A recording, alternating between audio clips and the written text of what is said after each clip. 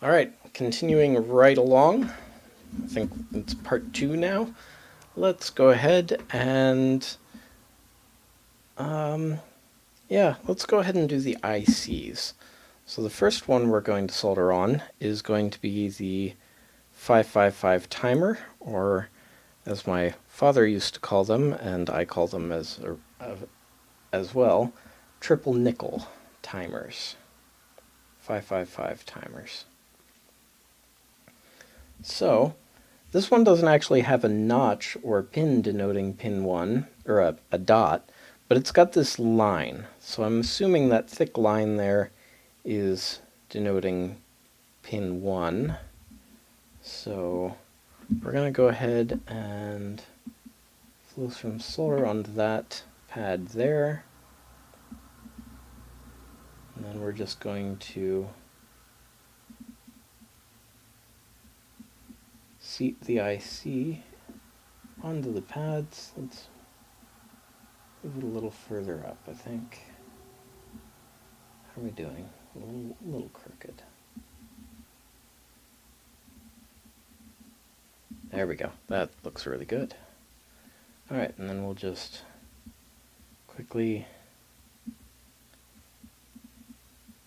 solder the pins of the 555. Now you notice I take a blob and I apply it to the pin and then I kind of draw it away onto the pad. That helps avoid making solder bridges. I can see I might have to touch these up with a little bit of flux.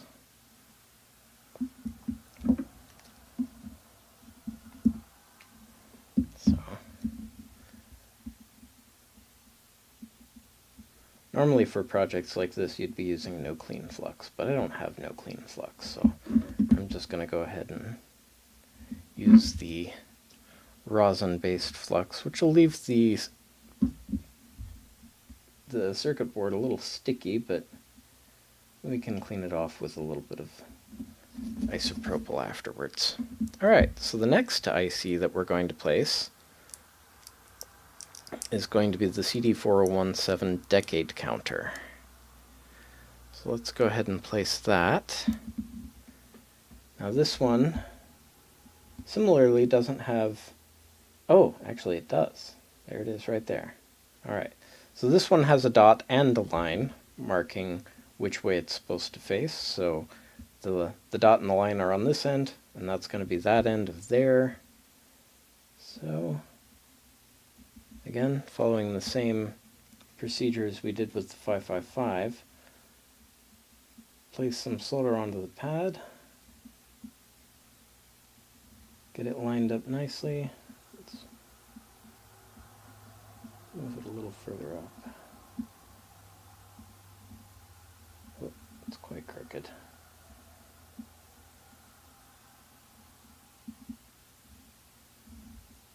There we go. Alright, and then we'll just, oops. There you go. There we go. Go ahead and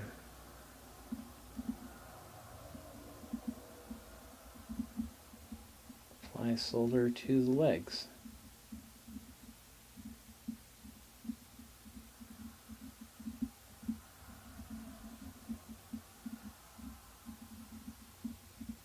I'm definitely going to have to flux this one. These are all sorts of sticky.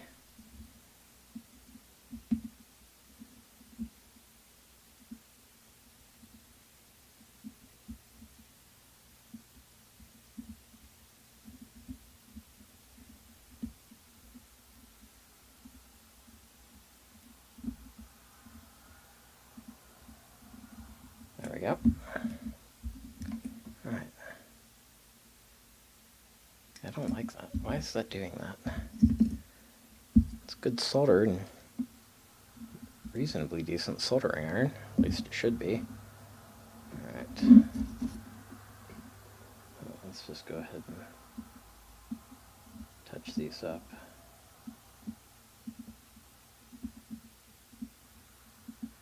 There. Now they're nice and neat. Alright, so that's the decade counter soldered onto the board. I think the next step, we'll go ahead and place the resistors around the periphery here. So these are 58, 59, 60, 51, 52, 53, 54, 55, 56. So basically R51 through 60, they're going to be the 470 ohm resistors. So we need 1, 2, 3, 4, 5, 6, 7, 8, 9, 10. Oh, of course, we need 10 because it's a decade counter. 1, 2, 3, 4, 5, 6, 7, 8, 9, 10 resistors. There we go. I'm going to start by placing a blob of solder. Oops, got a rogue resistor there. Blob of solder onto one pad of all of these, just continuing to follow the pattern.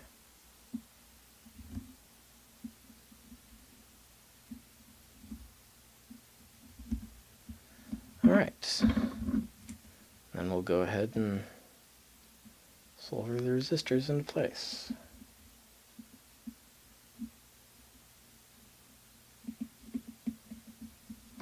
This sticky pair of tweezers is making things difficult. I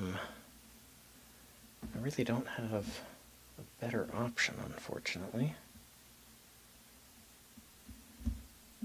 So we'll just have to make do. There we go. There's one. Yeah, but flipped over. I don't think it really matters, but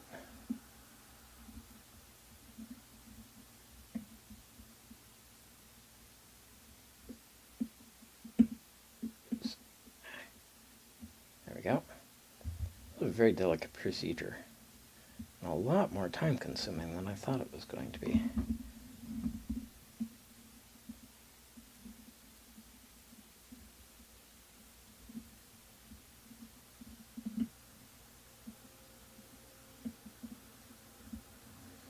Alright.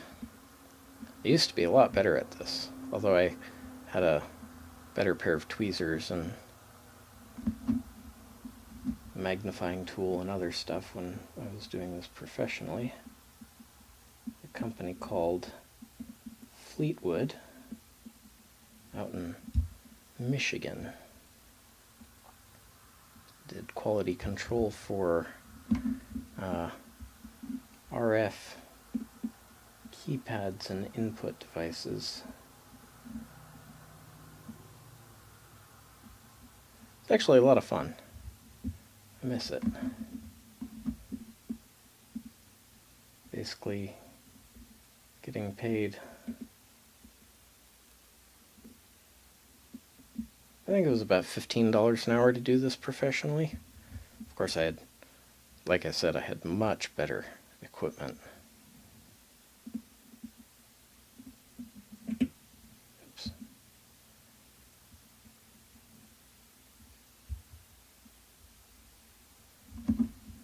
All right.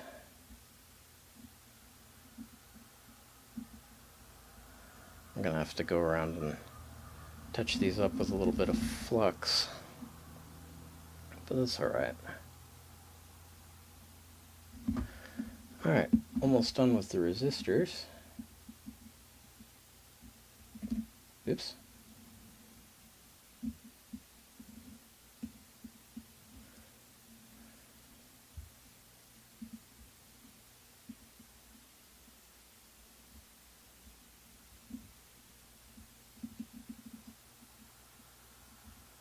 There we go. Alright, two more.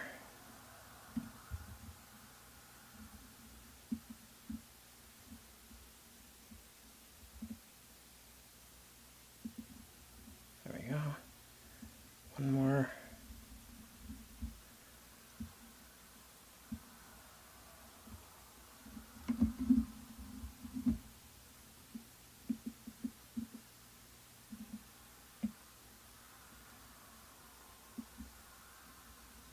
feel free to fast forward through any of this if it's being boring or repetitive or whatever, which, I mean, it really kind of is. Alright, now we'll just go around real quick and finish soldering these.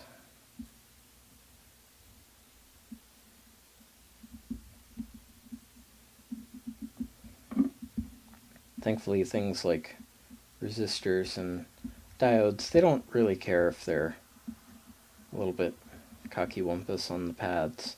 But interestingly enough, I found while working at Fleetwood that components like inductors, and I actually learned this one the hard way because I'd found a shortcut for working with resistors that I'll demonstrate on the next resistor that I have to solder. And that was, rather than solder them flat onto the board, I'd hold them with the tweezers so that instead of being like this, they were like this. And it worked great for resistors. But if you did that with an inductor, it would actually mess up the inductor's inductance. And like this, the circuit wouldn't oscillate at the correct frequencies and the RF wouldn't work. So I wasn't able to use that shortcut with inductors. Let's see. So I guess we'll do the diodes next. This is going to be very tedious, actually, because I'm going to have to 3, 4, 5, 6, 7, 8, 9, 10. I'm going to have to look at the bottom of each LED in order to figure out which way to solder them. But we'll just get right into it. Put a blob of solder on the outer pad, which in this case is the negative lead of the diode.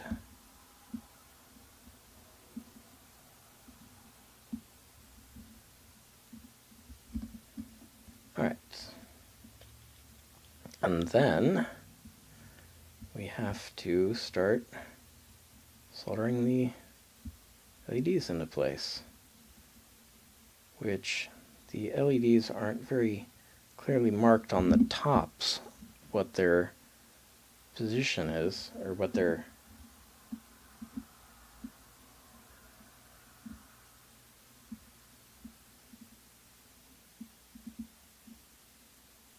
that's good enough. Alright.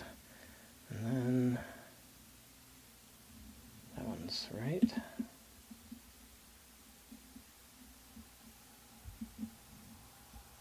That's, there we go.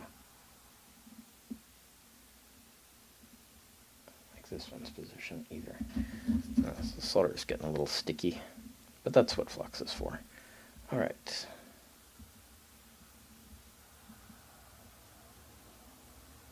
Wrong side.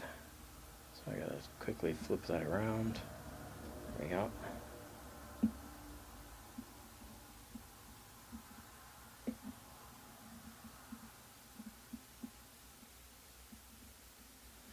You got to be careful soldering the diodes because they are heat-sensitive components, and being this small, they're really sensitive to heat.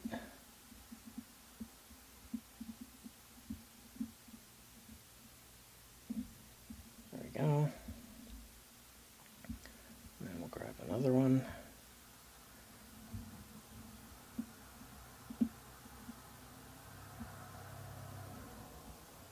That one soldered rather nicely.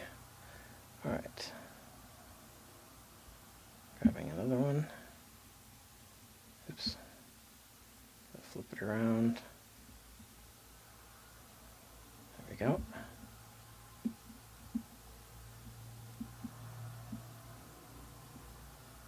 There we go. D7.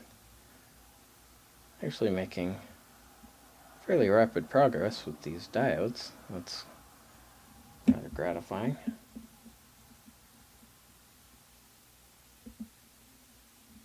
Alright. And Almost done. Oops.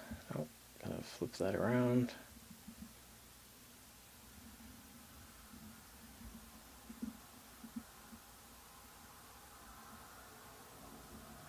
All right, 2 more.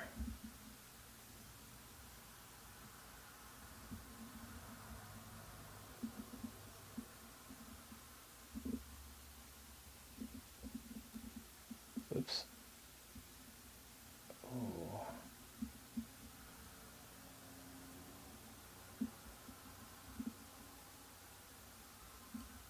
There we go. Last one. Come on, turn over. There we go. And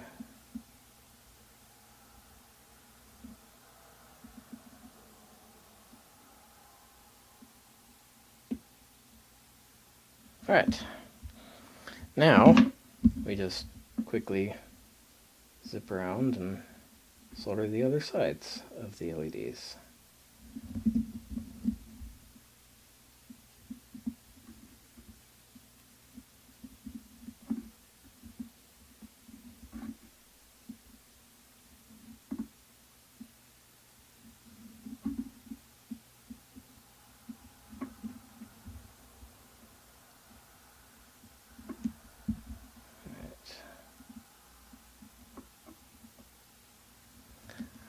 And I'll just quickly touch up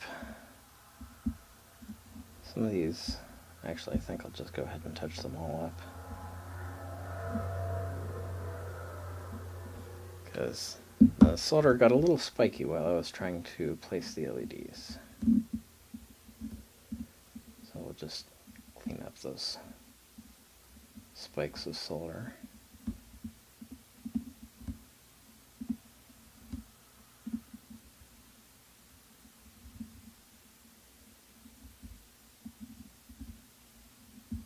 All right.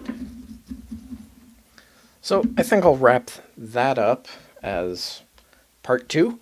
So if you haven't already, consider clicking here to subscribe. Right over here will be a video that YouTube thinks you'll find interesting based on your watching habits. Right here will be the Kit Builds playlist, and right here will be the Patreon link that you can use to support further videos like this one. Thanks so much, and we'll see you in part 3.